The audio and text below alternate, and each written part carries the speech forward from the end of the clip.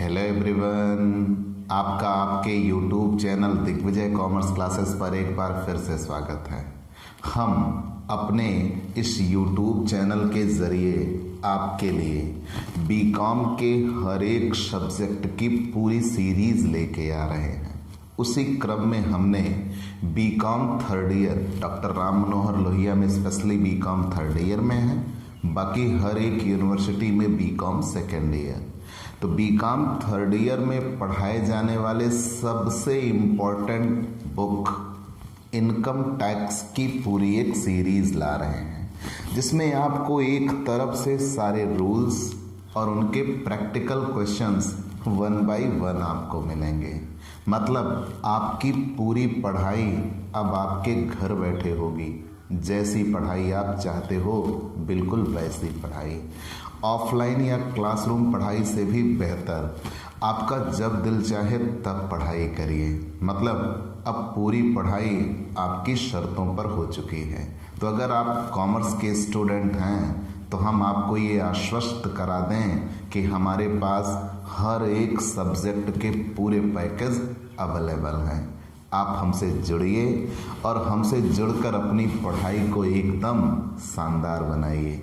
तो प्यारे दोस्तों, हम इनकम टैक्स के सबसे इम्पोर्टेंट लेसन जो सबसे ज़्यादा नंबर में एग्ज़ाम में आता है, सबसे important lesson income from salary. और इनकम फ्रॉम सैलरी के सबसे बड़े नियम कार का मूल्यांकन, या यूं कह लीजिए कि कार की सुविधा अगर मालिक ने कर्मचारी को दी तो एम्प्लॉय के लिए उसकी कितनी वैल्यू बनेगी, आज हम उसका मूल्यांकन करने वाले हैं। ये श्योर है कि ये क्वेश्चन में तो ज़रूर होगा और ये भी आसार बनते हैं कि ये थ्योरी में आ सकता है। ये अगर अन्य किताबों में 100 थ्योरी के क्वेश्चन बनते हैं तो इनकम टैक्स में 1000 बनते हैं, ये श्योर है। हर एक कदम पर आपको थ्योरी के क्वेश्चन मिलते जाएंगे। तो चलिए दोस्तों, आज की ये क्लास आपके लिए नंबर कमाने का मौका है।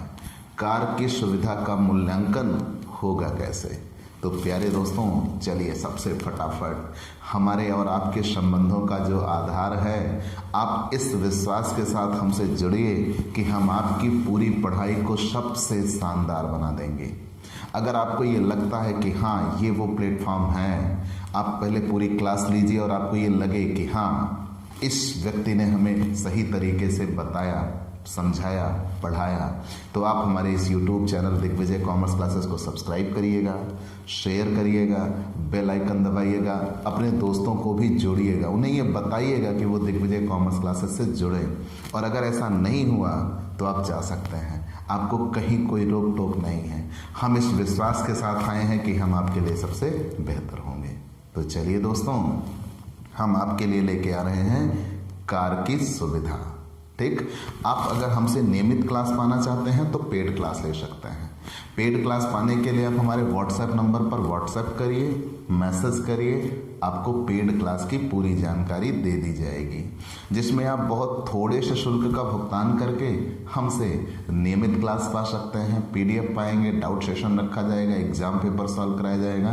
तो ये सब कुछ तो आप हमसे पेड क्लास लीजिए। तो चलिए, कार की सुविधा, कार फैसिलिटी होती क्या है? पहले 3 इंपॉर्टेंट फैक्ट जान लीजिए। कितने इंपॉर्टेंट फैक्ट? 3।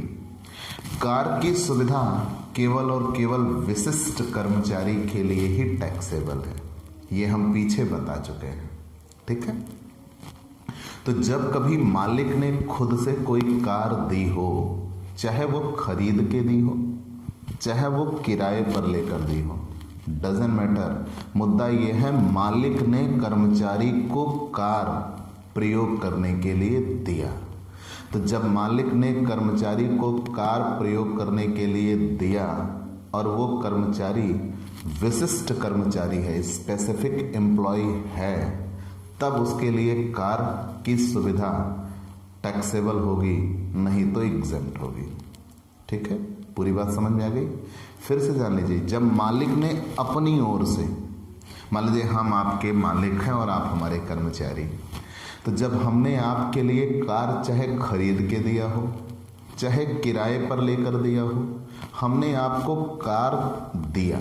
जब हमने आपको कार दिया और आप उस कार का इस्तेमाल कर रहे हो, तो आपके लिए ये कार टैक्सेबल होगी बशर्ते आप विशिष्ट कर्मचारी हों। और अगर आप विशिष्ट कर्मचारी नहीं हुए तो आपके लिए कार टैक्सेबल नहीं होगी। अब मुद्दा ये बना विशिष्ट कर्मचारी होता कौन है, ये हम पीछे बता चुके हैं। 3 बातें, उन 3 बातों में से कोई एक बात आप पूरी करते हो तो आप स्पेसिफिक एम्प्लॉय होते हो। कौन कौन सी बातें? पहला, जिस कंपनी में आप काम कर रहे हो वहां आप डायरेक्टर के पद पर हो, नियोक्ता कंपनी में आप संचालक हो। दूसरा, जिस कंपनी में आप काम कर रहे हैं उस कंपनी के मोर देन 20% या उससे अधिक इक्विटी शेयर आपने 20% या मोर देन 20% इक्विटी शेयर आपने खरीदा हो। जिस कंपनी में आप काम कर रहे हैं उसके 20% या उससे अधिक समतांश आपने खरीदे हो, मतलब वहाँ काम भी कर रहे हैं और वहीं समतांश खरीद के मालिक भी बने बैठे हैं। तीसरा, पूरे वर्ष की समस्त मौद्रिक प्राप्तियां आपकी जो कैश में मिलती हैं, मॉनेटरी रिसीप्ट, और वो टैक्सेबल हों, जैसे मूल वेतन, बोनस, कमीशन, सभी कर योग्य भत्ते, ठीक है। और अगर कोई मुद्रा में चीज़ मिलती है तो वह भी सब जोड़ के अगर 50,000 रुपये से ज़्यादा है तो आप विशिष्ट कर्मचारी होंगे। कंफर्म? यहाँ तक क्लियर? तो कार की सुविधा अगर मालिक ने अपने कर्मचारी को दी, चाहे खरीद कर दी चाहे किराए पर लेकर दी, तो वो विशिष्ट कर्मचारी के लिए कर योग्य होगी और सामान्य कर्मचारी के लिए कर मुक्त।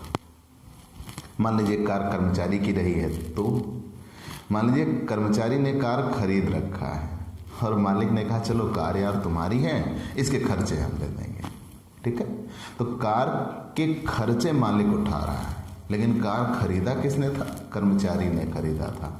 तो इस दशा में सामान्य कर्मचारी और विशिष्ट कर्मचारी दोनों के लिए फिर कार कर योग्य होगी, फिर आप सामान्य के लिए छूट नहीं पा सकते। अगर मालिक ने अपनी ओर से खुद से दिया है तो सामान्य कर्मचारी के लिए कर मुक्त, विशिष्ट कर्मचारी के लिए कर योग्य। और अगर कार कर्मचारी ने खरीदा है, मालिक ने केवल खर्चे उठाए हैं, तो सामान्य और विशिष्ट दोनों के लिए कर योग्य। और सबसे बड़ी बात, मैंने कहा था ना 3 इंपॉर्टेंट फैक्ट आपको पढ़ना है, और सबसे बड़ी बात याद रखिएगा, अगर कार की सुविधा टुकड़ों में दी गई है, मतलब कुछ महीने कुछ दिन के लिए दी गई है, तो जितने दिन के लिए वो सुविधा दी गई है वो हम छोड़ देंगे। मतलब कार की सुविधा का मूल्यांकन पूरे महीनों के आधार पर किया जाता है। अगर कुछ दिनों के खंड दिए गए हैं तो उनको छोड़ दिया जाता है। मतलब कार की सुविधा का मूल्यांकन मंथली बेस पर होगा। अगर कुछ महीने कुछ दिन आते हैं तो केवल हम महीने के लिए मूल्य निकाल देंगे, दिन के लिए छोड़ देंगे। कंफर्म? तीनों बातें क्लियर हो गई? फिर से जान लीजिए, अगर मालिक अपने कर्मचारी को कार इस्तेमाल करने के लिए देता है तो ये तो उसके लिए सुविधा हुई, ठीक है। तो आपने ये पढ़ा है विशिष्ट कर्मचारियों के लिए कर योग्य होता है। विशिष्ट कर्मचारियों के लिए कर योग्य अनुलाभ है कि जब कभी मालिक अपने कर्मचारी को कोई फैसिलिटी दे तो उसे ही हम अनुलाभ कहते हैं। तो यहाँ मालिक ने कर्मचारी को क्या दिया? कार। तो ये सामान्य कर्मचारी के लिए कर मुक्त और विशिष्ट कर्मचारी के लिए कर योग्य। और अगर कार कर्मचारी की है, मालिक ने खर्चे उठाए, तो सामान्य और विशिष्ट दोनों के लिए कर योग्य। और अगर कार की सुविधा कुछ महीने कुछ दिनों के लिए दी गई है तो केवल दिन छोड़ दिए जाएंगे, जितने महीने बचेंगे हम उन्हीं का ही मूल्यांकन करते हैं। अब मूल्यांकन होगा कैसे, वही तो आपको सीखना है। तो प्यारे दोस्तों, हम आपके लिए एक चार्ट बनाने का प्रयास करते हैं। कोशिश कर सकता हूँ, और उस आधार पर जब आपका ये चार्ट बनकर तैयार हो जाएगा तो आपके लिए सबसे बेहतर तरीके से कार की सुविधा समझ में आ जाएगी। तो चलिए हम valuation of uses of motor car या यूज ऑफ मोटर कार, ठीक है, valuation of use of motor car, ठीक ठीक है।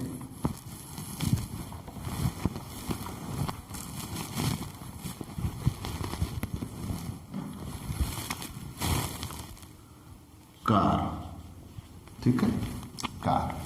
सबसे पहले आप इसको कितने पार्टों में बांट दीजिए? 2। कितने पार्ट में बांट दीजिए? 2। तुरंत आप कितने जैसे ही क्वेश्चन में आपको कार की सुविधा दिखे, तुरंत आप कार की सुविधा को कितने पार्ट में बांट दीजिएगा? 2। भाई हम आपसे कुछ बातें करना चाहेंगे। बातें ये कि अब ये मेरा नैतिक कर्तव्य है कि मैं आपकी तरफ देखूं, और फिर मैं बोर्ड पे कैसे जाऊंगा? तो बेटा डिस्ट्रैक्ट अगर आप हुए तो दिक्कत आपको होगी। तो आपका ध्यान यहाँ होना चाहिए। बिल्कुल बिल्कुल भी आप एक एक टॉपिक मिस नहीं कर सकते। मैं हर एक समय आपको आगाह नहीं कर सकता। तो प्लीज़ आप यहाँ जमे रहिए, मजबूती के साथ जमे रहिए। आपका कोई भी टॉपिक दूर नहीं होगा आपसे। तो मान लीजिए कार की सुविधा मिले, तो जैसे ही क्वेश्चन में कार की सुविधा कहा जाए, तुरंत आप उसको कितने पार्ट में बांट लीजिएगा? 2। कैसे? जब कार नियोक्ता की हो, जब कार नियोक्ता की हो,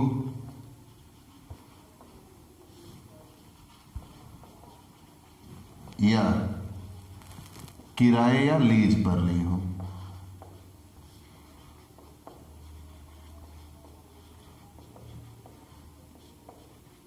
ठीक है, मतलब मेन टॉपिक यह है कि मालिक ने कार दिया, चाहे खरीद के दिया चाहे किराए पर लेकर दिया। तो पहला लॉजिक क्या बनता है? जब कार नियोक्ता की हो या किराए या लीज पर ली हो। ठीक है, एक टॉपिक ये बन गया।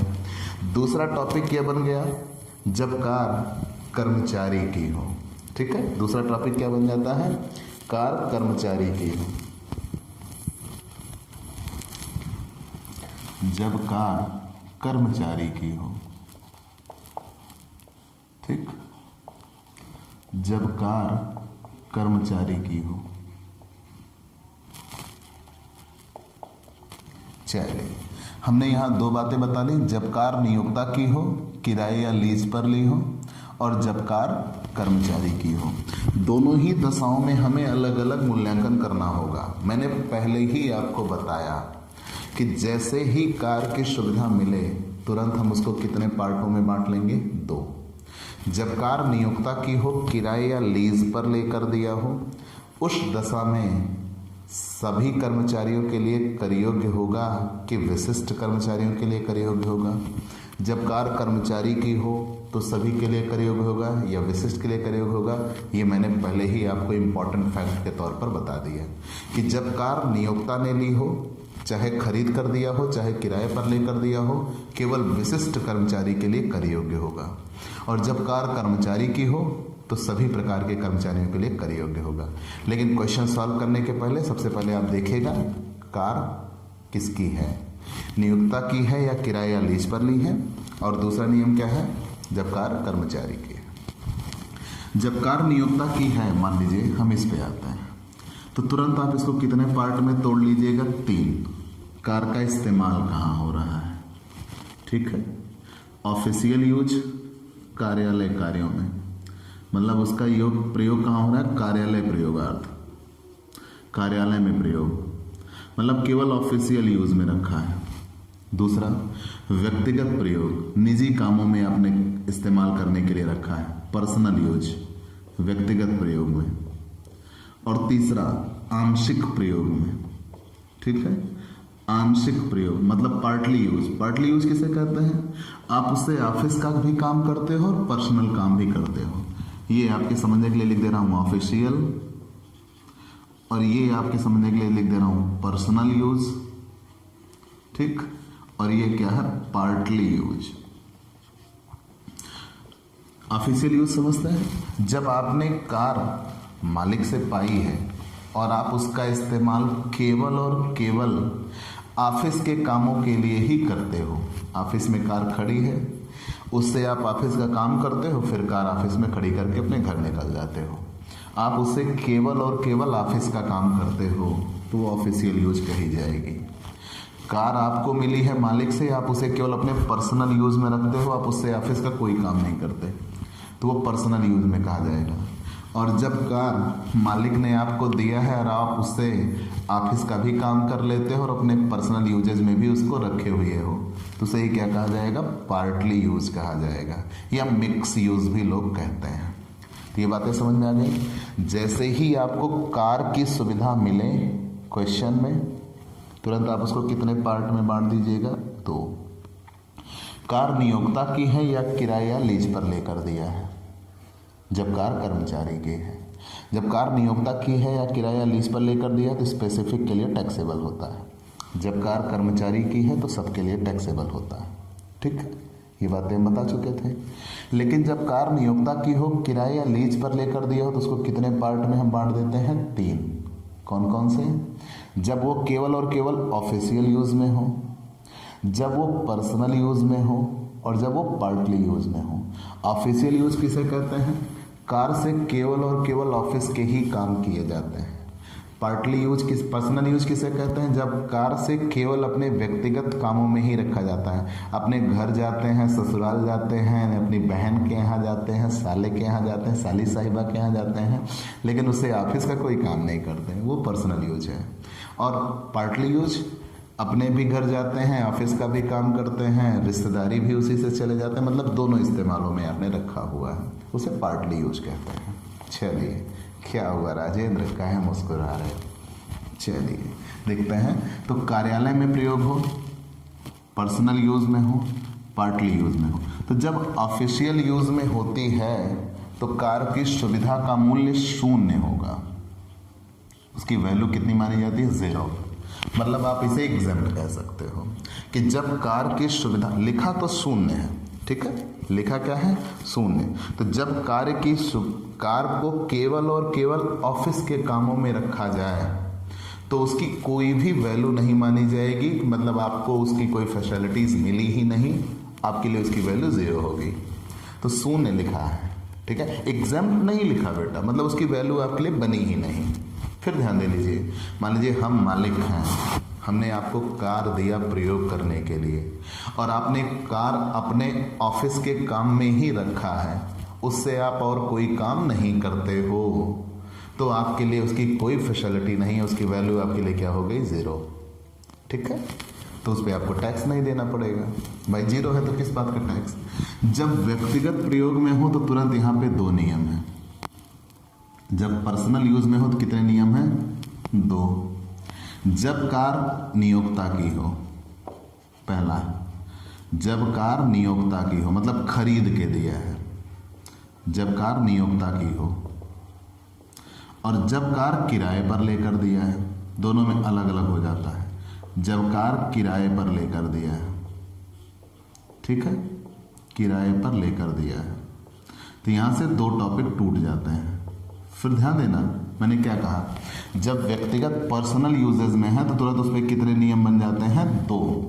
क्या खुद की कार दिया है या किराए पर लेकर दिया है? अगर खुद की कार दिया है तो यहाँ कितनी बातें आती हैं? 3। क्या क्या? वैल्यू अब आपके लिए क्या होगी? वही, कार को चलाने एवं रखरखाव के खर्च, कार को चलाने एवं रखरखाव के खर्च जितना मालिक उस पर करता है वो सब आपके लिए सुविधा का मूल्य माना जाएगा, रखरखाव के खर्च। ठीक है, कार को चलाने एवं रखरखाव के खर्च plus 10% depreciation, 10% depreciation of the cost of car की लागत का 10% depreciation cost of car, plus driver salary, चाहे जितना दिया होगा उतना, इफ गिवन। अगर साथ में ड्राइवर भी दिया है तो ड्राइवर का वेतन पूरा जोड़ देंगे तो वही उतनी वैल्यू आ जाएगी। कंफर्म? पूरा जोड़ देंगे तो वही उतनी वैल्यू आ जाएगी। यहाँ तक कहीं कोई दिक्कत हो तो बता दीजिएगा। फिर से जान लीजिए, अगर कार व्यक्तिगत प्रयोगों में है, मतलब मैंने, मान लीजिए हम आपके मालिक, आप हमारे कर्मचारी, हमने यही एक लॉजिक मान रखा है, तो मान लीजिए मैंने आपको कार प्रयोग करने के लिए दी और आप उस कार को अपने केवल पर्सनल यूज़ में रखे हो, तो सबसे पहले आपको ये देखना होगा कि कार क्या मैंने खरीद कर दिया है या क्या मैंने किराए पर लेकर दिया है। अगर मैंने कार खरीद कर दिया है तो ये रूल लगेगा, क्या कार को चलाने के लिए या उसके मेंटेनेंस संबंधी मैं जितने खर्चे करता हूँ वो, ठीक है, प्लस मैंने कार जितने की खरीदी है उसका 10% depreciation, plus driver salary. Driver का दूसरा नाम शोफर होता है, नहीं कहीं शोफर लिखा हो और आप कहिए भाई ये तो हम नहीं जानते, तो ठीक है, तो ड्राइवर सैलरी, तो ड्राइवर या शोफर भी कह लीजिए। अगर ड्राइवर दिया है तो उसका वेतन जितना दिया होगा पूरा जुड़ेगा। ध्यान देना, यहाँ क्या कह रहा हूँ, जितना दिया होगा पूरा जुड़ेगा। अगर ड्राइवर की सैलरी भी दिया है तो यही वैल्यू ऑफ परकेजेट्स हो जाएगा। ये तीनों चीज़ें जोड़कर कार को चलाने का खर्च प्लस कार की लागत का 10% डिप्रिसिएशन और प्लस ड्राइवर सैलरी, ठीक है। चलिए ये मान लिया। और अगर इससे कर्मचारी से कुछ पैसा वसूल भी लेते हैं तो मान लीजिए मालिक ने उनको कार दिया और उनसे उसकी कुछ वैल्यू भी ले लिया है तो कुछ किराया भी चार्ज कर लेते हैं, तो जितना कर्मचारी देगा वो माइनस कर लेंगे। वो हर जगह के लिए कॉमन है तो वो इसे हम यहाँ नहीं बता रहे हैं, ठीक है। पहले उसके लिए वैल्यू बनती कितनी है वो जान लीजिए, फिर अगर कर्मचारी से उसके संबंध में कुछ वसूल भी लिया गया है तो माइनस कर देते हैं। मतलब वो सुविधा फिर फ्री में नहीं हो जाती, फिर वो कंसेशनल हो जाती है, आगे बढ़ जाता है। यहाँ तक तो कहीं कोई दिक्कत नहीं है। और जब कार उसने किराए या पट्टे पर लेकर दिया होगा, ठीक है, चलिए, तो कार के संबंध में चुकाया गया किराया, कार के संबंध में चुकाया गया किराया, कार के संबंध में चुकाया गया किराया, ये क्यों? ध्यान देना बेटा, अगर आप कार खुद की लाते हो तो आप उसको चलाने के संबंध में खर्चे देते हो, जैसे तेल वगैरह आप उसमें डलाते हो, ठीक है। और जब आपकी कार स्वयं की है तो आप उस पर डिप्रिसिएशन चार्ज करोगे। लेकिन जब आप कार कहीं बाहर से हायर करके लाते हो तो आपको सिर्फ और सिर्फ उस पर क्या देना पड़ता है? रेंट देना पड़ता है। उसी रेंट में उनकी वो चलाने के खर्चे भी होते हैं, डिप्रिसिएशन भी होते हैं, वो सब कुछ, यही दोनों में अंतर हो जाता है कि जब आप कार स्वयं की ला रहे हो तो आपको उस पर डिप्रिसिएशन दिखाना होगा, और जब कार आप किराए पे लेके आते हो तो उस पर डिप्रिसिएशन आप अलग से नहीं दिखा सकते, क्योंकि डिप्रिसिएशन आप उसी पे ले सकते हो जिसके आप मालिक हो, ठीक। तो जब कार नियोक्ता की है तो चलाने का खर्च plus 10% of the cost of car, depreciation charge हो जाएगा। और ड्राइवर सैलरी तो यहाँ भी आ जाएगा। अगर दिया है तो ड्राइवर सैलरी, जितना सैलरी बनेगी पूरा, इफ़ गिवन, यदि ड्राइवर दिया है तो, नहीं तो नहीं, यही इतना मूल्य हो जाएगा। कंफर्म? तो पूरी बात अभी तक आप जानते रहिएगा, फिर से जान लीजिए, समझ लीजिए, पहचान लीजिए, अन्यथा दिक्कत हो सकती है। तो हमने आपसे ये कहा कि अगर मालिक ने कर्मचारी को कार की सुविधा दिया तो उसकी वैल्यू क्या होगी। तो सबसे पहले मैंने ये कहा कि अगर मालिक ने कर्मचारी को कार की सुविधा दिया तो वो चाहे खरीद के दिया हो चाहे किराए पर लेकर दिया हो, विशिष्ट कर्मचारी के लिए कर योग्य होगा, सामान्य कर्मचारी के लिए कर मुक्त।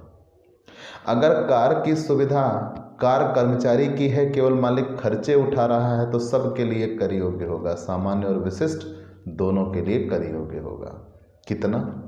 तो वैल्यू के लिए मैंने बताया कि कार की सुविधा जैसे ही मिली तुरंत हम उसको कितने पार्ट में बांट देंगे? 2 पार्ट में बांट देंगे। जब कार मालिक की हो या किराए पर लेकर दिया हो। दूसरा स्टेप है जब कार कर्मचारी की हो। तो अभी हम पहला स्टेप बता रहे हैं जब कार मालिक की हो या किराए पर लेकर दिया हो। मुद्दा यह है मालिक की ओर से कर्मचारी को मिला। तो इस पे भी 3 नियम हैं। जब ऑफिशियल यूज़ में हो तो उसकी वैल्यू 0 होती है। जब पार्टली पर्सनल यूज़ में हो तो उसके 2 नियम बन गए, जब खरीद के दिया हो और जब किराए पर लेकर दिया हो, और दोनों की वैल्यू यहाँ हमने निकाल दिया। जब पार्टली यूज में हो तो यहाँ 2 बातें आ जाती हैं। जब पार्टली यूज में होते यहाँ कितनी बातें आ जाती हैं? 2।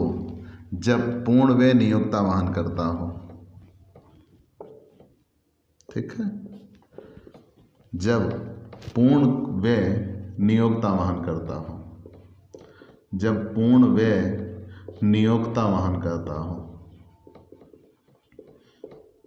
नियोक्ता वहन करता हो,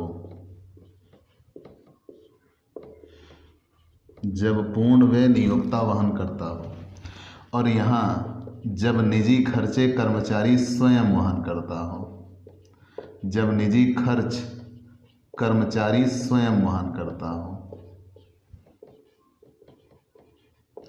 स्वयं वहन करता हो, ठीक। अब ये दोनों का मतलब क्या निकला कि जब पूरे खर्चे मालिक, पूरा खर्चा मालिक देता है, और यहाँ क्या निकल के आया? जब निजी खर्चे कर्मचारी स्वयं वहन करता है। तो 2 बातें, मालिक ने आपको प्रयोग करने के लिए कार दिया और आप उसी कार से ऑफिशियल और पर्सनल दोनों काम कर लेते हो। मतलब जब उस कार से आपको जाना होता है तो आप ऑफिस के काम भी उसी से करते हो, जब आपको अपने व्यक्तिगत काम करने होते हैं तो आप अपने व्यक्तिगत काम भी उसी कार से करते हो। जनरली ये ज़्यादा इस्तेमाल होगा। भाई हम अकेले हैं ना, तो हम अकेले हैं, बार बार कार थोड़ी बदलेंगे, उसी एक कार से निकल जाएंगे। तो ये सबसे ज़्यादा प्रैक्टिकली यूज़ मिलता है, पार्टली यूज। तो पार्टली यूज अगर है तो ये तुरंत 2 पार्टों में बट जाएगा। हो सकता है मालिक पूरे खर्चे दे रहा हो, कार दिया, कार के पूरे खर्चे दिया, चाहे आप उससे ऑफिस का काम करो चाहे पर्सनल काम करो। एक नियम तब बनता है। और दूसरा नियम तब बनता है, मालिक ये कहेगा भाई देखो हमने कार दिया है, तुम कार ले जाओ चाहे जहाँ ले जाओ, लेकिन जब ऑफिस के काम के लिए ले जाओगे तो खर्चे हम देंगे, अपने निजी काम के लिए ले जाओ तो चलाने का खर्च आपका, तेल वगैरह आप डलाइए। तो यहाँ कितने टॉपिक बन गए? 2। जब पूरा खर्च मालिक दे, चाहे आप ऑफिशियल काम कर रहे हो चाहे पर्सनल, और जब पर्सनल खर्चे आप अपनी जेब से करो, ऑफिशियल खर्चे मालिक दे, तो कितने नियम बन जाते हैं? 2। तो जब पूरा खर्च नियोक्ता देखता है तो तुरंत यहाँ ये कितने पार्ट में टूट जाएगा? 2। कितने पार्ट में टूट जाएगा? 2। जब छोटी कार हो और जब बड़ी कार हो, ठीक है, कितने पार्ट में टूट जाता है? 2। बेटे मिनट भाई, हम थोड़ी जगह बचाना चाह रहे हैं और कुछ नहीं, ठीक है, ठीक है। जब छोटी कार हो, जब कार छोटी हो, या छोटी कार लिखो, वो सेंटेंस ज़्यादा यूज होगा जब छोटी कार हो, स्मॉल कार। जब छोटी कार हो और जब बड़ी कार हो। अब आप कैसे जानिएगा कार छोटी है कि कार बड़ी है? का इंची टेप लेके नापेंगे का?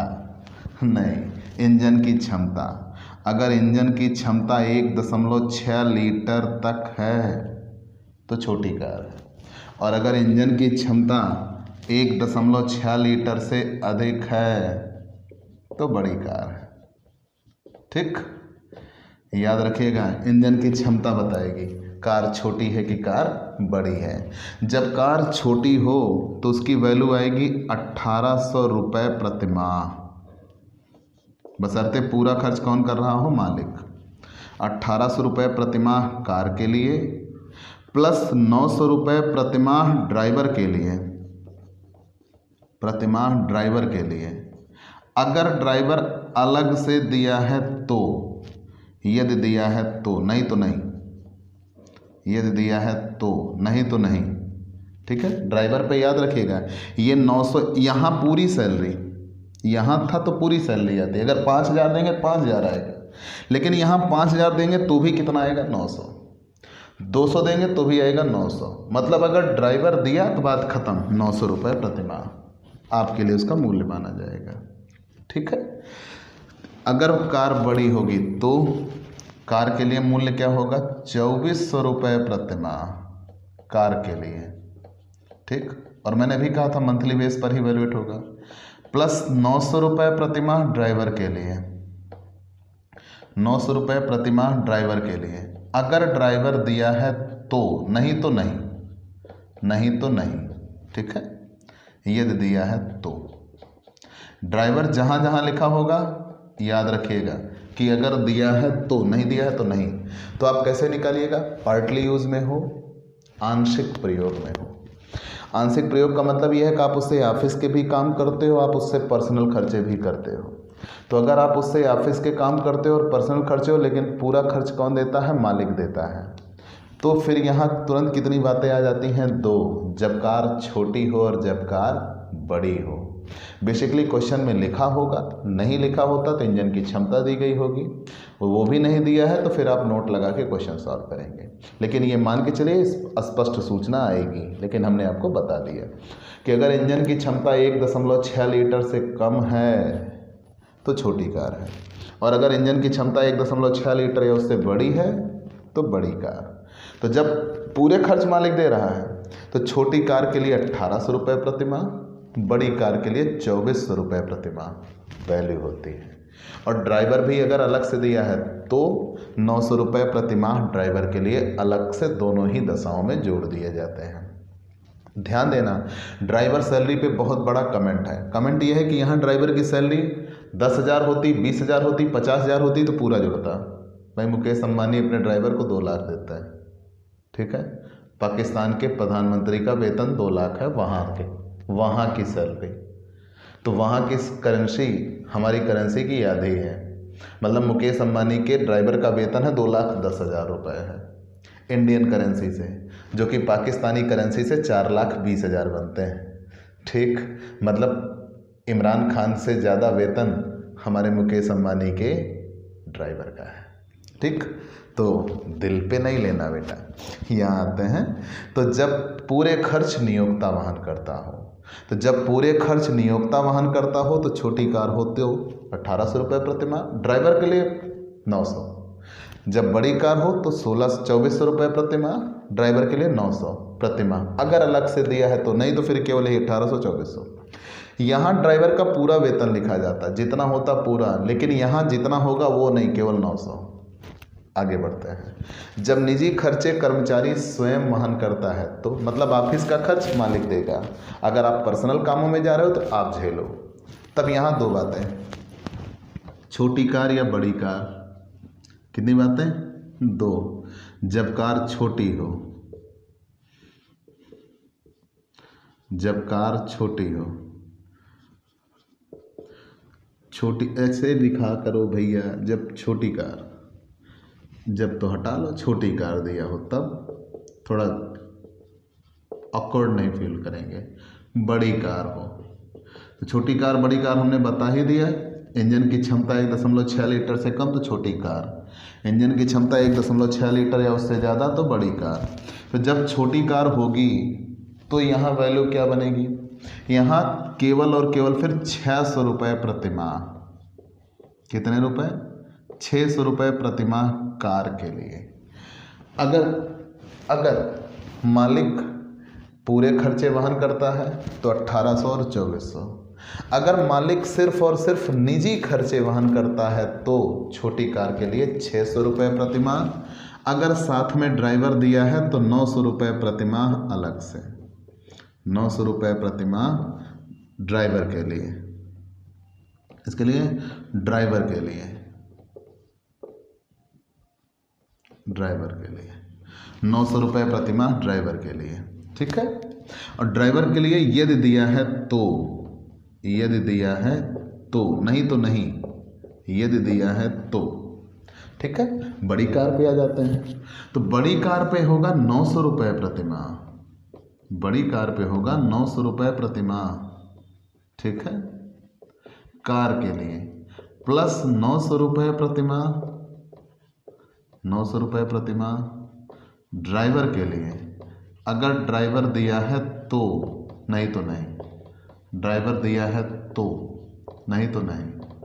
ठीक, ये इतना कार की सुविधा का मूल्य बन रहा है तब जब कार नियोक्ता की हो। इतनी बात समझ में आ गई। अब एक स्टेप अभी आपको और लगाना है, और मजबूरी हमारी है कि हमारा बोर्ड भर चुका है। तो आप पहले इतना पूरा नियम फिर से जान लीजिए।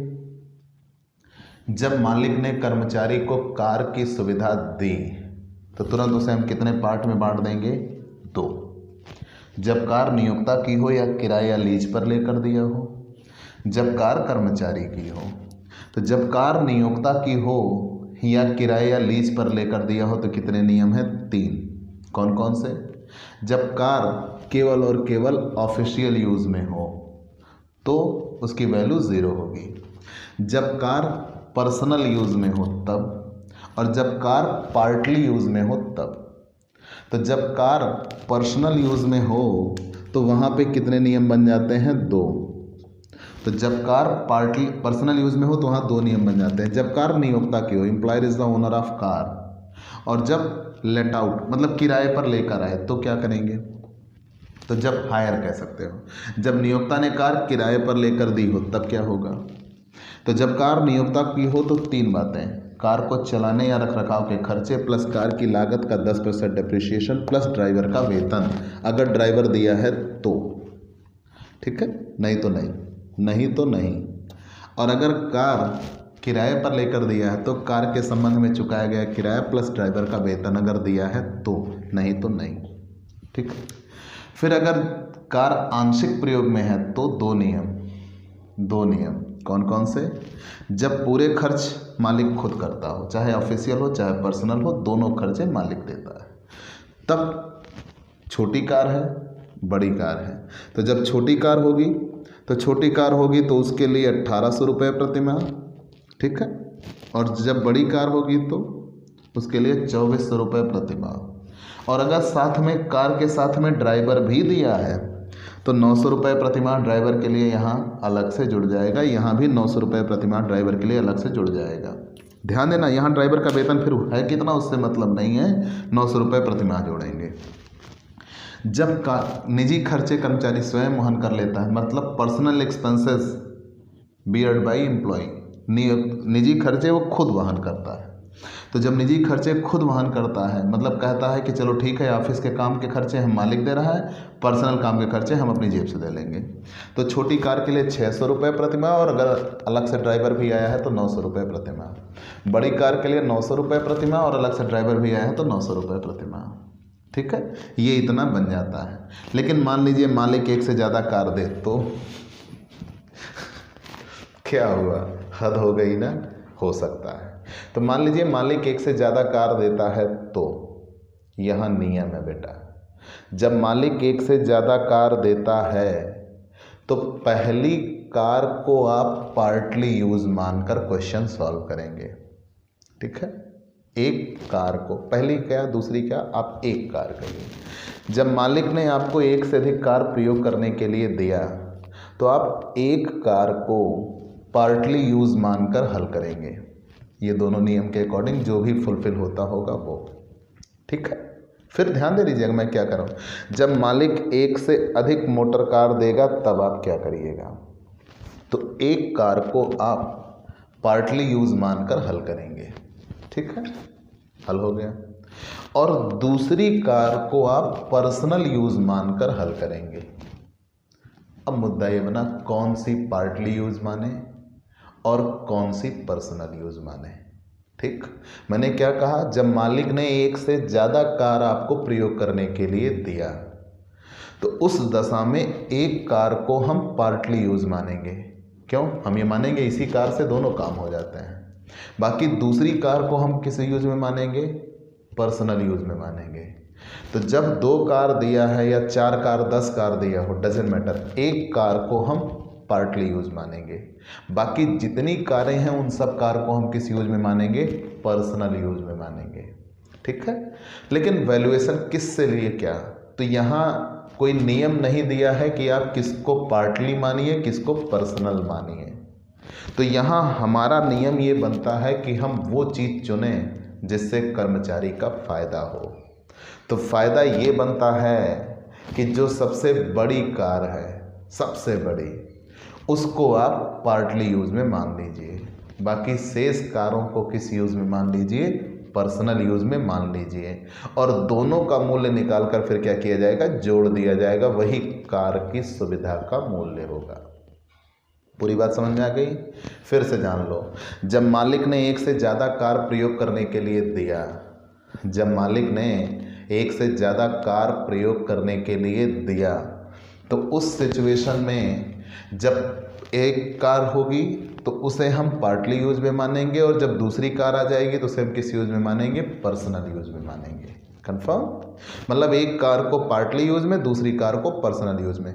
लेकिन कौन सी? तो इसका जवाब नियम में कहीं दिया नहीं है। तो जो बड़ी कार होगी उसको पार्टली यूज में मानना बेहतर होगा, सबसे बड़ी कार, और उसके बाद जितनी अन्य कारें होंगी उनको पर्सनल यूज में मानेंगे, और दोनों का अलग अलग मूल्य निकाल कर जोड़ देंगे जब एक से ज़्यादा कार दिया होगा तो। अब नियम आया जब कार कर्मचारी की हो। ठीक है, जब कार कर्मचारी की हो। तो चलिए उसे भी हम सॉल्व करते हैं। तो भाई आप इसका स्क्रीनशॉट ले लीजिए, हम मिटाएंगे। ठीक,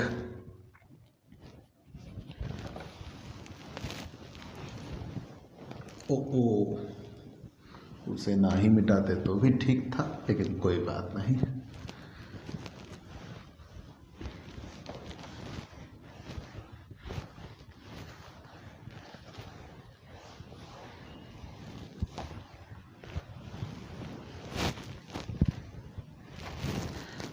जब कार कर्मचारी की हो। ठीक है, तो इस पे भी कितने नियम बनते हैं? 3।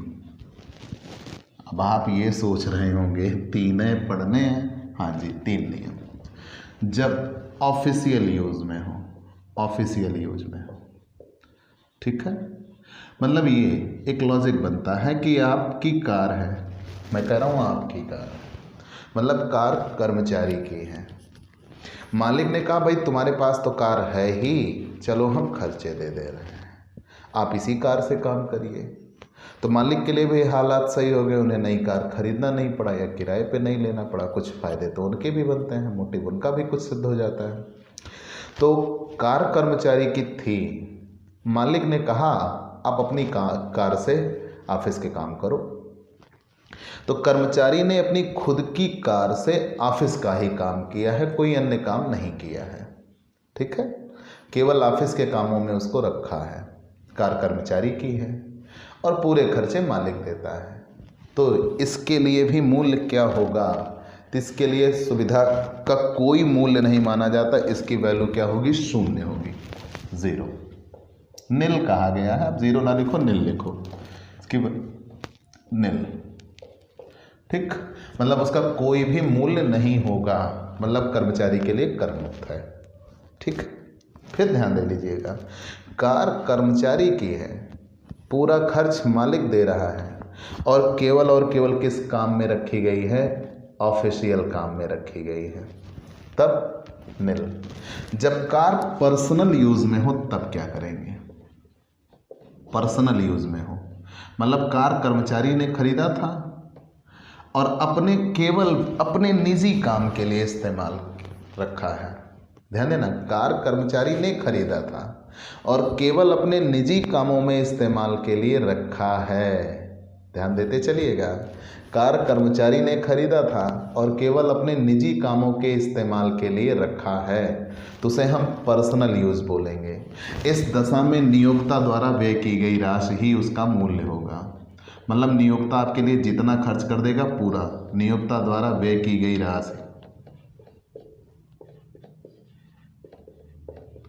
नियोक्ता द्वारा व्यय की गई राशि सुविधा का मूल्य होगा।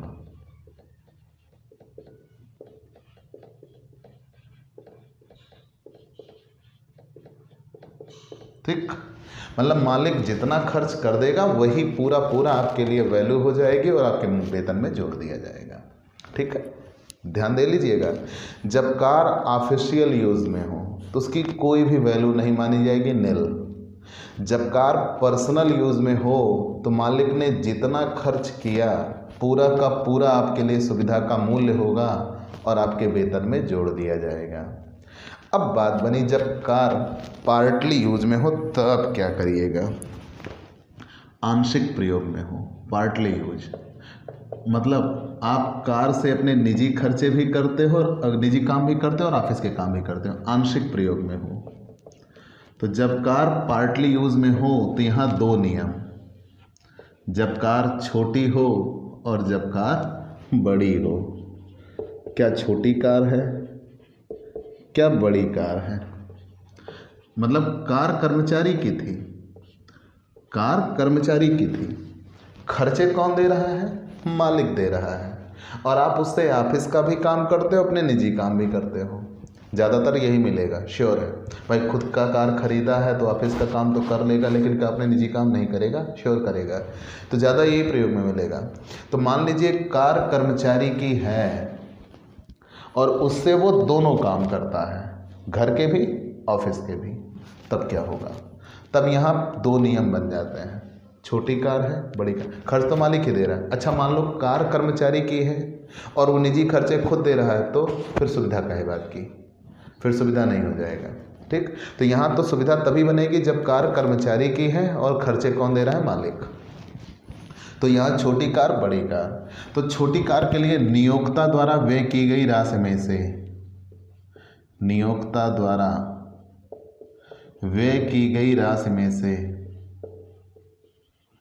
व्यय की गई राशि में से, नियोक्ता द्वारा व्यय की गई राशि में से, ठीक है, नियोक्ता द्वारा व्यय की गई राशि में से 1800 रुपये प्रतिमाह कार के लिए, 1800 रुपये प्रतिमाह कार के लिए, प्लस 900 रुपये प्रतिमाह ड्राइवर के लिए, 900 रुपये प्रतिमाह ड्राइवर के लिए, ड्राइवर के लिए। लेकिन ड्राइवर तभी आएगा यदि दिया हो तो, नहीं तो नहीं, यदि दिया है तो। ठीक, घटा देंगे, जो शेष बच जाएगा वही सुविधा का मूल्य हो जाएगा। ठीक, क्या जितना मालिक खर्च करेगा उस खर्च में से 1800 रुपये प्रतिमाह कार के लिए, 900 रुपये प्रतिमाह ड्राइवर के वेतन के लिए घटा देंगे, जो शेष बचेगा वही सुविधा का मूल्य हो जाएगा। ठीक, अगर कार कर्मचारी की है, पार्टली यूज में है, छोटी कार है, छोटी कार है, तो कार के लिए जितना मालिक खर्च कर रहा होगा उसमें से 1800 रुपये प्रतिमाह कार के लिए और 900 रुपये प्रतिमाह ड्राइवर के लिए। ड्राइवर अलग से दिया है तो, नहीं तो नहीं, फिर केवल 1800 ही घटेगा, घटा देंगे, जो शेष बचेगा वही सुविधा का मूल्य हो जाएगा। और अगर बड़ी कार दिया है तो नियोक्ता द्वारा व्यय की गई राशि में से, नियोक्ता द्वारा व्यय की गई राशि में से, नियोक्ता द्वारा व्यय की गई राशि में से 2400 रुपये प्रतिमाह कार के लिए, 2400 रुपये प्रतिमाह, 2400 रुपये प्रतिमाह कार, 2400 रुपये प्रतिमाह कार के लिए, प्लस 900 रुपये प्रतिमाह ड्राइवर के लिए, 900 रुपये प्रतिमाह ड्राइवर के लिए।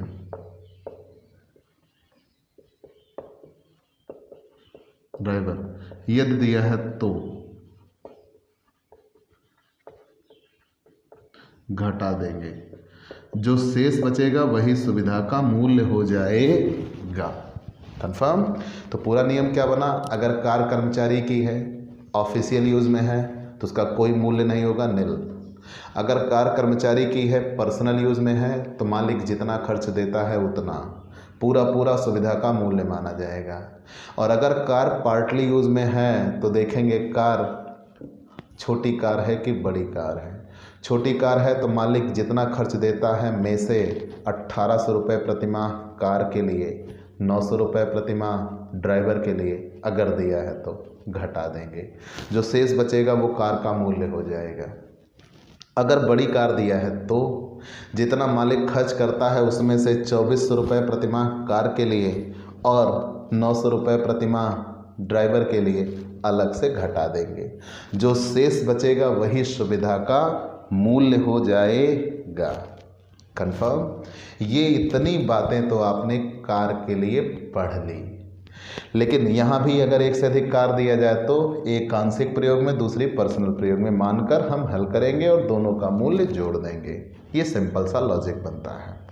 लेकिन अब बात आई यहाँ पे ध्यान दीजिएगा, अगर कर्मचारी को कार के अतिरिक्त कोई अन्य वाहन दे, तो मोटरसाइकिल वगैरह दे दे तब क्या करेंगे। कार के अतिरिक्त अगर कोई अन्य वाहन दिया और उसका प्रयोग केवल और केवल ऑफिस के ही कामों में होता है, किसी अन्य कामों में नहीं होता। ध्यान देना, अगर मालिक ने कर्मचारी को कार के अतिरिक्त कोई अन्य वाहन प्रयोग करने के लिए दिया और उसका प्रयोग केवल और केवल ऑफिस के कामों में होता है, किसी अन्य कामों में नहीं होता, तो उसके लिए कोई भी मूल्य नहीं होगा, 0, 0, मतलब वो कर मुक्त हो गया। लेकिन अगर वो कोई अन्य वाहन देता है और वो आंशिक प्रयोग में रखा गया है, तब क्या होगा। जब कार कर्मचारी की हो, पूर्ण रूपेण वो व्यापार या कह लीजिए ऑफिस के कामों में ही प्रयोग की गई हो और नियोक्ता उस पर अधिक खर्च करता है, तो उस दशा में आपको 1800 या 2400 रुपये प्लस 900 रुपये ड्राइवर के लिए अलग से की छूट बढ़ाई भी जा सकती है।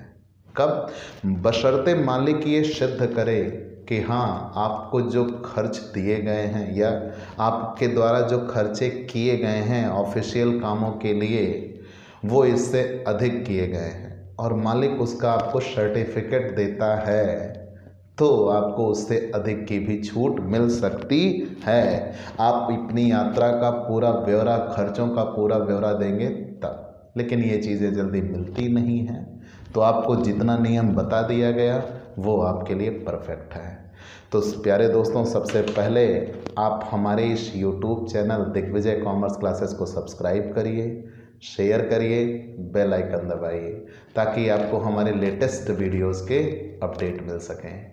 और आप अगर हमसे नियमित क्लास पाना चाहते हैं तो आप हमारे व्हाट्सएप नंबर पर व्हाट्सएप करिए, मैसेज करिए, आपको पेड क्लास की पूरी जानकारी दे दी जाएगी, जिसमें आप थोड़े से शुल्क का भुगतान करके आप हमसे एक नियमित क्लास पा सकते हो। PDF मिलेगा, डाउट सेशन रखा जाएगा, एग्ज़ाम पेपर सॉल्व कराए जाएंगे। ये सब कुछ पाने के लिए आप दिग्विजय कॉमर्स क्लासेस से जुड़िए। जब आप दिग्विजय कॉमर्स क्लासेस से जुड़ेंगे तब आपको पता लगेगा, हाँ, कॉमर्स की पढ़ाई का नया अंदाज ये होता है। तो चलिए दोस्तों, आज के लिए इतना ही। चलते हैं दोस्तों, बाय बाय दोस्तों।